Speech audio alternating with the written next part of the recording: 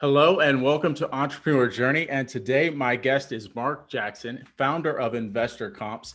And people call him MJ. So the rest of this interview, I will refer to him as MJ. Hi, MJ. How are you? Man, it is a treat, Doug, to have the opportunity to care and share with you and your awesome audience and group, man. Thanks so much for asking me. It's a pleasure to be here. I'm just so glad you agreed to do it because we go back a ways. I don't know when I first met you, but it was at a mastermind. I'm not even sure the location. I want to say Boulder. I want to say Charleston. I'm not even sure where it was, but I want to say it was Charleston. It was Charleston. yeah, Yeah, yeah. yeah, yeah. With Trevor Mock and his buddy over there in Mount Pleasant, I guess it was. Yep, Patrick Riddle, good friend of mine. Patrick Riddle. There we go. There we Yeah, go. Patrick did one of these interviews probably about 3 or 4 weeks ago, so that was pretty cool. Awesome. I need to reach out and touch bases with Patrick. Yeah, we're having he's having another mastermind I'm going to be at in April next month. Okay. Good stuff. So Good pretty stuff. cool. All right, so I have a few questions for you. Okay. Well, first tell us a little bit about yourself before I get into the Oh man, it's like where to questions. start. Well, yeah, first thing, love the Lord. Glad to be married to my lovely bride for a long time, Lynn. I'm a dad, a brother, a son. Very fortunately now a grandfather, which is really really cool. We got a beautiful Nice. little our first. We have 4 grandchildren. We have a granddaughter now. We had boys all before, so she gets my heart. And I love this thing called real estate. Got into it by becoming an appraiser a number of years ago. I know we'll talk about some of that, but for all intents and purposes, right now I live in Salt Lake City, Utah. Prior to that, to Denver. Prior before that, Atlanta. Prior before that, New Orleans. So life has taken me on just a wonderful journey, and I do love the game of golf and triathlons. I've been doing Ironmans the Mm. last few years, so that's been a lot of fun as well. This question is not on the list, so I hope you're prepared. Utah. Why did you decide to move to Utah? I've heard that it's like breathtakingly beautiful, but what drove you to Utah? Well, my wife had an opportunity to come here, and she's kind of Okay. cute, so I just Yep. Yep. I get I just that. kind of followed her, man. She's the one she brought us to Denver and then subsequently Utah. So I figure if we keep going west, we'll wind up in California before it's all over. Yeah. There you go. Not Oregon. Well, we'll see. We'll see. Yeah. Oregon's beautiful too. So, all right. So, just some getting to know you questions. Knowing that you are a huge golf fan and an avid golfer, what is the favorite course that you've ever played? Wow. Um, can I do two? Sure. Okay, great. All right, great. So one of the courses I really enjoy playing is Crail. It's Crail. It's in Scotland. It is Mm. the seventh oldest known golfing society, and the course was actually designed by Old Tom Morris. Mm. And I really, really love that setting.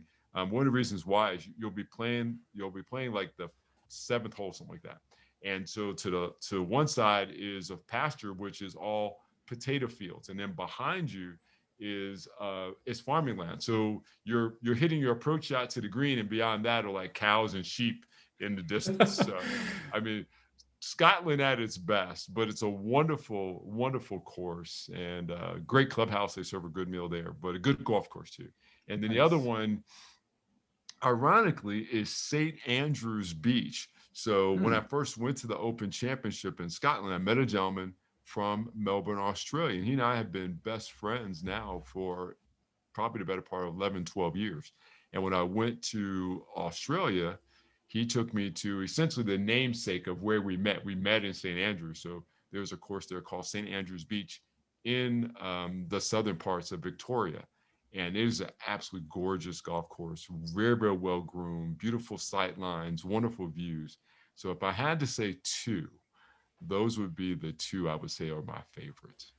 Awesome. Awesome. I don't know what the entry is like on the St. Andrews, and I'm a terrible golfer, so they probably wouldn't let me on there. But sounds like someplace I'd like to check out. I've actually played the old course. Yeah. Um, it's a wonderful experience, but I would say that those other two courses are my favorites. Nice. And I know you also like a good glass of wine. So, Ah, what is your favorite wine? It can my favorite. be a variety or it can be a specific wine. No. So I love Malbec. Or Okay. any most Argentine Malbec is just absolutely outstanding. Norton Reserve is a very, very good Malbec. They typically will have a couple of reserves every couple of years that come out. I've had the good fortune to visit Mendoza and have been to a Mm, few vineyards. But Malbec is, that's my absolute favorite. Absolute favorite. nice. Nice. Fill in the blank. I would rather blank than get a 9 to 5 job. Wow. I tell people this all the time. I will cut grass and clean gutters before I get a job. Nice. I mean Nice. that. I Yeah. will work for myself. I will, and there's good money in cutting grass and cleaning There is. gutters. There is. There is. You can scale that. Yes, you can. But Yep. that's my standard go-to. I say it because I mean it. I will cut Mhm. grass and clean gutters before I get a job. Yeah, I'll it's strap a it's ladder to the top of the Genesis and put a there you go. lawnmower in the trunk before I go get a There you job. go. There you go. It's just a different mindset when you become an entrepreneur. It's hard to ever think about having a job again. So, Exactly. best piece of advice that you've ever been get or no, sorry, best piece of wisdom someone passed on to you. Um, Make sure your actions match your desired results. You know, a lot we could say any number of goals and dreams and aspirations that we want to go after, but your actions have to match your desired results. I mean, you know, even if it's something as recently as completing an Ironman competition. I mean, we're talking 2.4 mile swim, 112-mile bike ride, and then a marathon. And if you say you're going to do one, then you've got to do some things that are actually going to get you to that activity. Now, is that a big one for some people?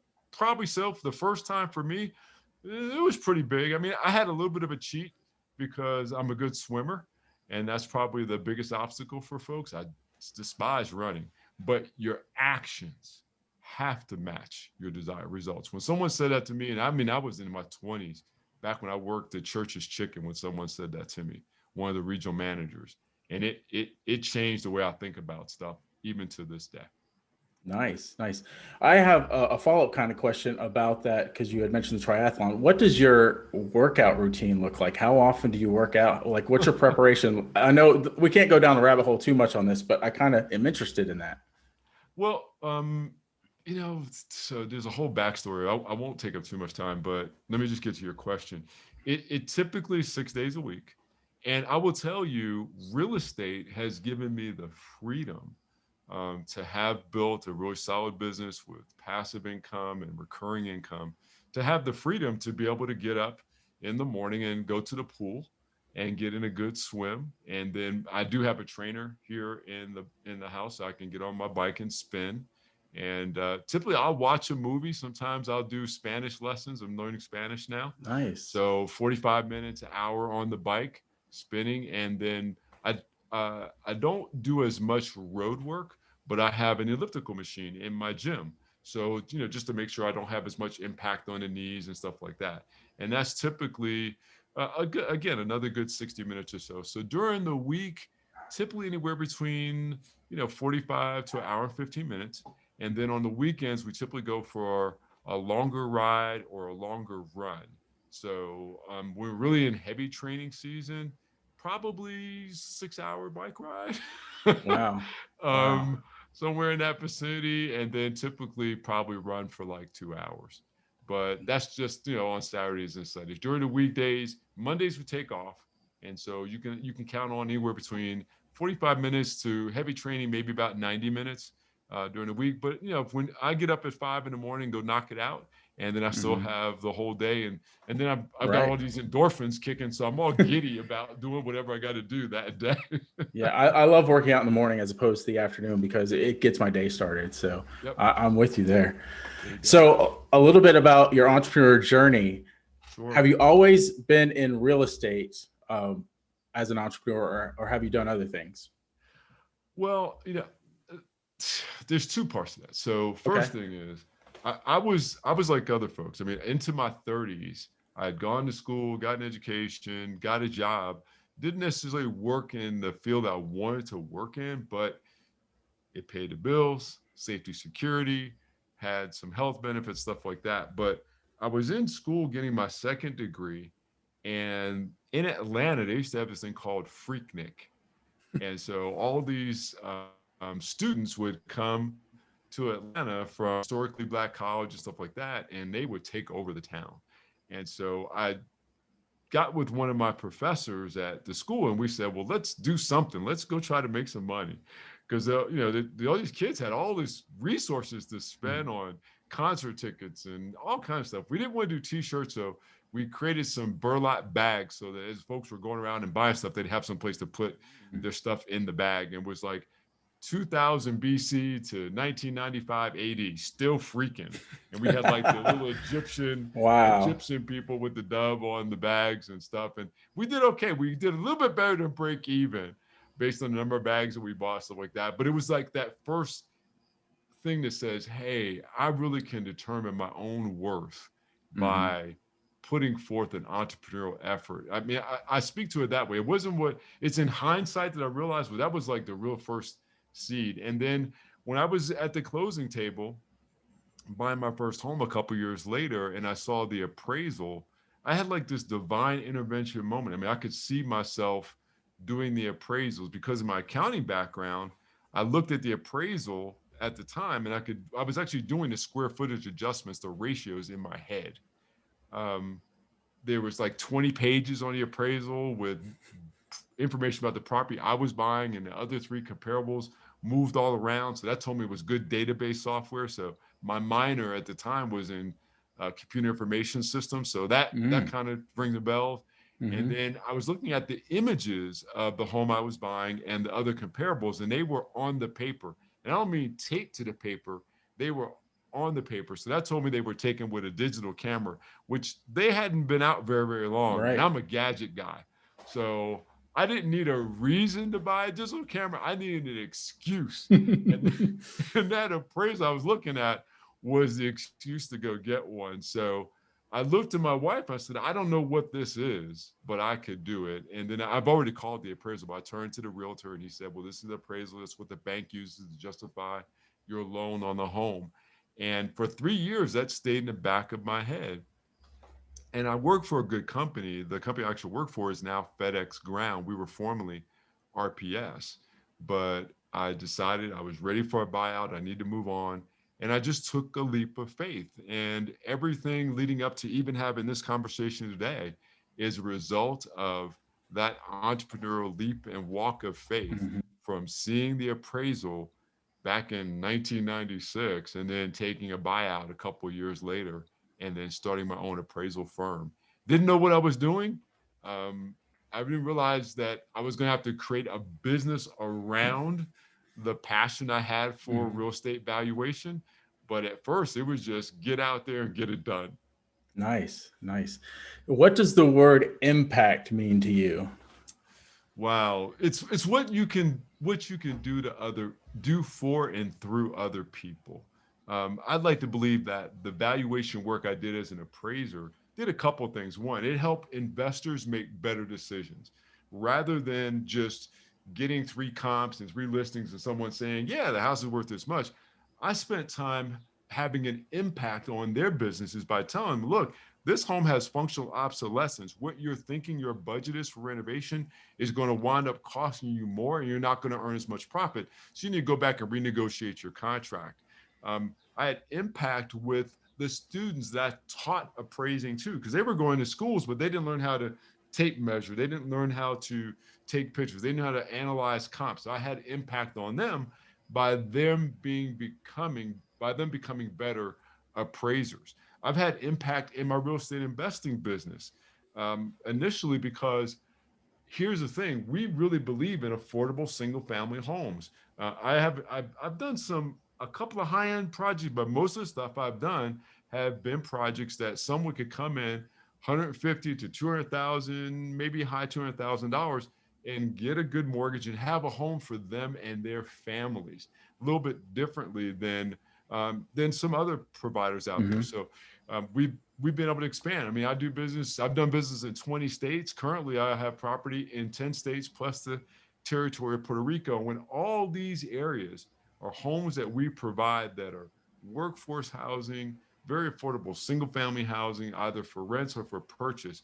And we really believe that we're having impact on those folks' lives because we always leave an equity position. If the house is $150,000, we're typically remarketing a property at about 120, 125, leaving them room so they have equity if they need to actually do some improvements, maybe if they want to tap into the equity, so that we really can have that impact. So it started back with my appraisal company all the way through, from the other investors we helped, the students that we taught, and then the real estate investing business that we continue to function in now.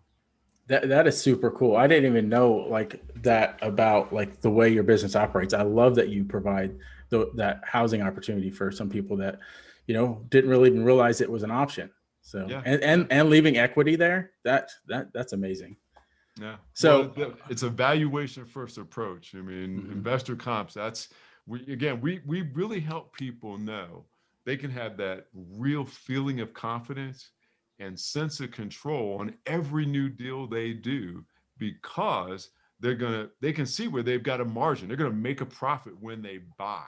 And therefore, by doing that, when they transition that deal off to someone else, we teach them, leave some equity there, because you'll be able to do business with that person again, and that mhm. will allow your really get momentum and roll and move forward. That valuation first approach is huge, and that's what we share at Investor Comps. Nice. I gotta say, one of my favorite things about you is that you have a love for the Lord, and I see it in your life every time I talk to you. So I really appreciate that about you, and I know you have a strong family life. So can you talk a little bit about balancing that with your business? Well, as they say, family comes first. So my wife and I, we still date every Friday. We have a little thing we do called tea and toes. And we did this all the way back when we were first courting. On Sunday evening, we would make herbal tea. And then we go into the living or family room. And my wife, we sit there and she put her feet up in my lap. And so I would just kind of massage her feet and give her a little rub down on her toes and stuff like that while we sip tea. And if I do it just right, she'll fall asleep. She'll just knock Mm. out. And that's like the biggest treat. And it's that type of activity from what we call our tea and toes that evolves into the rest of our family life. We've raised children. Our son went off to West Point. Our daughter went off to college at 15. I have oldest daughter, very blessed. She's now a professor at her alma mater in dentistry, Dr. Amira Jackson. Mhm. She's practiced dentistry and now still practice dentistry, but also she's a professor at University of Louisville. My oldest son is a Air Force veteran, has a beautiful family, 3 sons. Youngest daughter has a family now, and she's a mom. And our youngest son is working in the golf industry. So, for all intents and purposes, everything we've done as a primary couple, maintaining that relationship that we knew we would have to have after the kids move on, have allowed us to be in and through their lives and part of their lives, but maintaining that core relationship between she and I. And we practice it each and every day, each and every week. It's a joy. It really, really is. And as a result, we do our best to keep God first.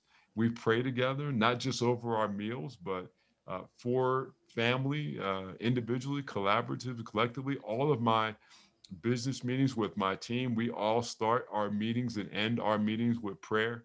It is just one of our core values. We are focused on being a Christ-centered organization at both Investor Comps and Atlanta Discount Home Deals, and we value our clients and we put their interest over our own. It's that that Matthew 7:7 type philosophy that we want to make sure that we seek, ask, and knock what we can do, how we can position ourselves to really be servants that drives our efforts forward. I could go on with that, but I'll stop right there. I think it's amazing. I love when a business has a servant's heart and it flourishes, like yours has. Yeah. So, about your business, I have a few questions that may help the audience a little bit. So, for Sure, sure. newbies looking at real estate, I want you to approach this in two different ways. If they have some capital to bring into the game, and if they Mhm. don't have capital to bring into the game, what is the best strategy to get started in either of those scenarios? Yeah, so I'll stay in the right order. One thing that's really important for those that do have capital, practice professionals, those that maybe build a business, or maybe there's, moderate to high income earner. The There's ways to actually deploy your capital for passive income, kind of like being the bank, being a lender, that type of thing. But you still want to know the underlying value of the asset. And that's where investor comps comes in. We work with a number of different practice professionals around the country, whether they're engaging in doing some lending with us, or if they're going to contribute to a fund, or if they're working with another provider. One of my good friends, Glenn Stromberg, runs Stromberg Properties, and he's in the business of real estate, is what he calls it. He does modular homes on land, and so we just help our clients all look at what is the underlying value of the asset. So when they're going to lend $100,000, they know that that property is worth 135, 140, 145, so that they're managing their equity position in the property. That's what we would do for those individuals that have capital that they're ready to deploy. For someone that doesn't, look, there are any number of ways to engage in real estate without necessarily utilizing large amounts of capital. You can use your intellectual capital. You can use your technology capital, your laptop, your cell phone, your iPad. We recently, during COVID, had students that were in different states that were bidding on properties, getting them in a contract, finding a buyer, and selling them without ever having to go there. As a matter of fact, we had one student that was in Buenos Aires, Argentina, got property under contract in Evansville, Indiana, found a buyer, double closed with a title company Wow. while they were in Argentina. And that was during April, May, June, July of last year of 2020. And just a great testimony of what's possible when you don't have either your presence where you're trying to do a deal, or certainly not a lot of capital, but you utilize your intellectual capital, your technology, the resources that you have to really be successful doing deals. That's what we teach at Investor Comps. Nice. What is the most important skill set to have if you want to go into real estate investing? Well, I'm biased all day long. My coming to real estate as an appraiser has given me just an unfair advantage. And I share that with everyone I possibly can through Investor Comps.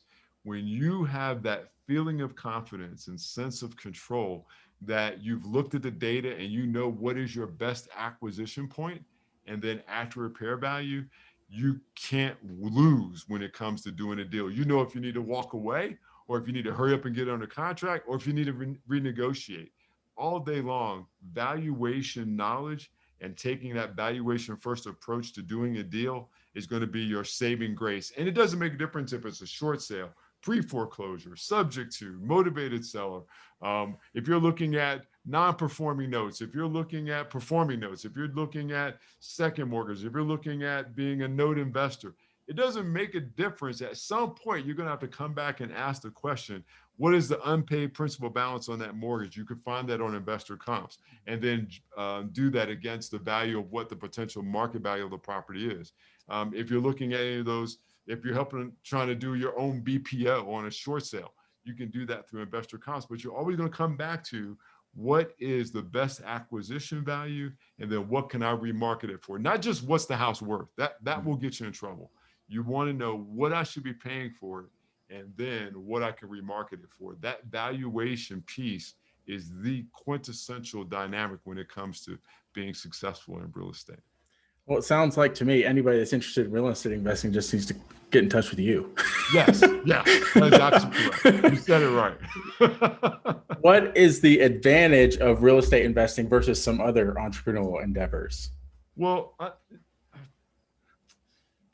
Well, I mean, there's a lot of good entrepreneurial endeavors to get into. There's no doubt about that.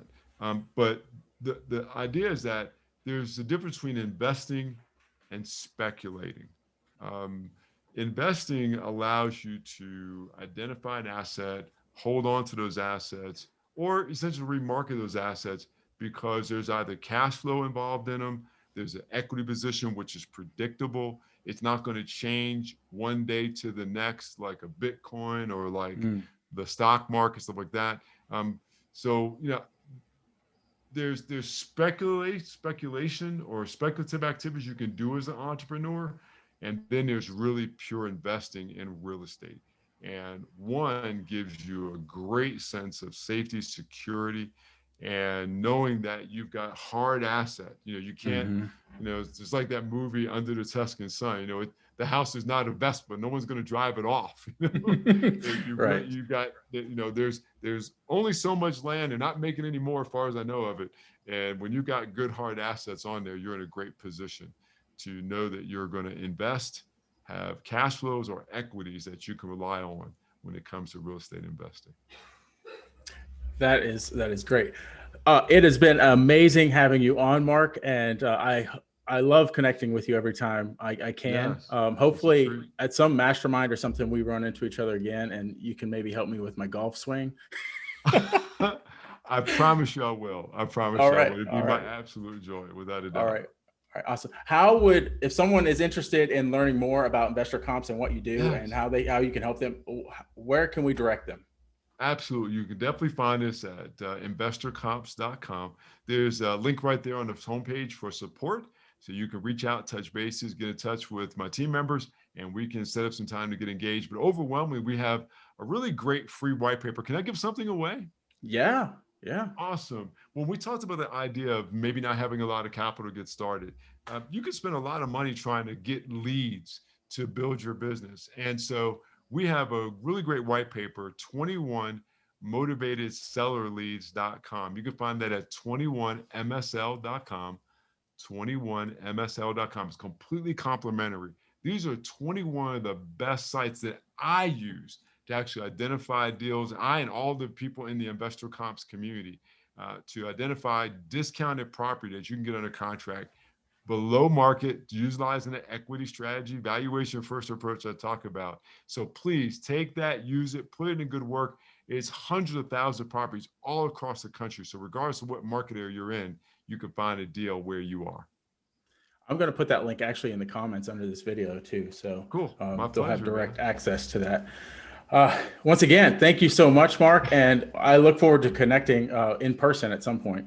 Absolutely. Well, I'll be back on the East Coast going to the Masters. I realize the time of this recording, but Masters 2021. We're looking forward to being there. So I'll be in your neck of the woods back on the East Coast for a little while. Nice. There you go. But thanks for having me, man. God bless. Take good care. You too. Bye.